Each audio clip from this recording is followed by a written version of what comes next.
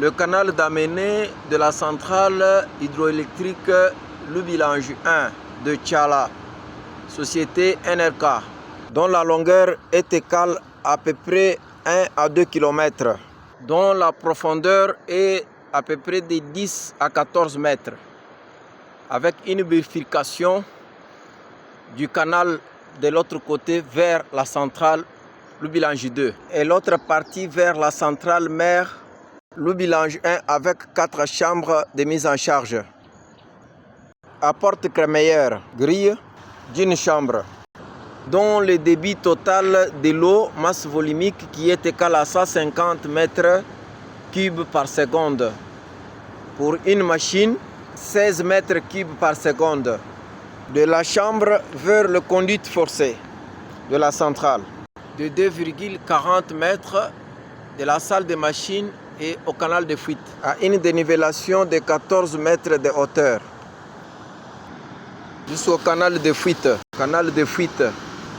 du chambre et de la conduite forcée de 2,40 mètres, aux vannes papillons et aux turbines de 2500 chevaux comme puissance théorique mécanique et à l'alternateur de 2500 kVA puissance électrique et la dynamo de 803 chevaux 25 kW avec 6 bobines principales et 6 bobines auxiliaires. L'alternateur a 72 bobines divisé par 3 phases, dont la roue a 24 pièces polaires, des paires d'épaules qui est égales à 12 pôles, avec des sections statoriques connectées en série parallèle qui sort 3 phases triangle. Il donne 3150 volts qui sera élevé à 15 000 par le débit de l'excitation actionné par la vitesse des synchronismes et la vitesse normale de 250 tours pour donner la tension engendrée par l'intensité d'excitation. La vitesse est donnée par un régulateur mécanique où on fait les différentes manœuvres, ouverture et fermeture. Le réglage des aubes internes de la partie mécanique. Ce régulateur fonctionne avec un groupe hydraulique dont la pression est égale à 13 bars. Et la pression de l'eau qui est égale à 10 kg à 11 kg par centimètre carré sur le manomètre. Pression de l'eau dans la turbine. La vitesse créée est de 250 tours par minute à la fréquence de 50 Hz. La transformation de 3150 se fait au moyen des transfos ici, qui doit élever 3150 à 15 000. Plus un moteur asynchrone de refroidissement de ces transfos. Du transformateur vers le jet de barre au tableau de puissance. Le caractéristique du transfo est là. Côté primaire, 3150 volts et côté secondaire, 15 000 volts jusqu'au disjoncteur à bain d'huile.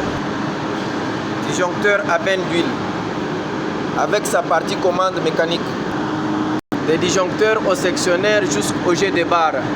Du jet de barre jusqu'au disjoncteur général vers le câble de 15 000 au poste élévateur de 15 kV à 70 kV.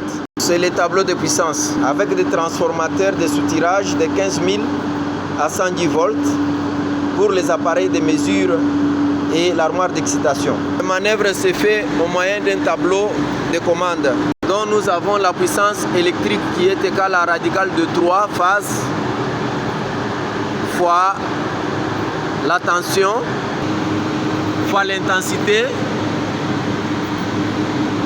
fois cosinus phi qui va donner la puissance active aujourd'hui qui est limitée à 1200 kW. Pour trouver le travail d'une turbine, on prend l'accélérateur G qui est l'épesanteur de terre, 9,81 fois la hauteur de chute. On trouve le poids de la masse volumique de l'eau qui est à peu près égal à 109,34 kg. On le fait différencier le volume de l'énergie d'inertie qui est égal à la vitesse au carré divisé par 2 qui est 11,52 divisé par 2, 11,52 au carré divisé par 2 et on trouve le débit qui sera égal au travail fois 150 mètres cubes par seconde, ce qui va nous donner 1640 kg qui doit correspondre à 1600 kW, comme la puissance mécanique qui est 2500 cheval-vapeur, dont nous connaissons qu'un cheval-vapeur est égal à 75 kg mètre par seconde.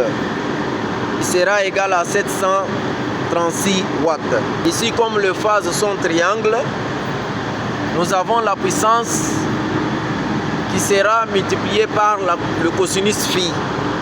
Ça s'appelle puissance active. La puissance apparente qui est de 2500 kVA, dont la puissance réactive est égale à radical de 3 fois la tension fois l'intensité fois sinus de l'angle d'épulsation. Sans oublier l'impédance de la machine qui est égale à une résistance en alternative. Cette impédance est égale aux résistances des enroulements, radical carré des résistances des enroulements, plus l'angle d'épulsation oméga, plus le flux magnétique XL au carré, c'est-à-dire Z est égal à radical de R au carré, plus L oméga au carré, dont l'intensité sera égale à la tension divisée par Z. Sans oublier que le flux magnétique est égal à B induction magnétique fois surface fois cosinus phi.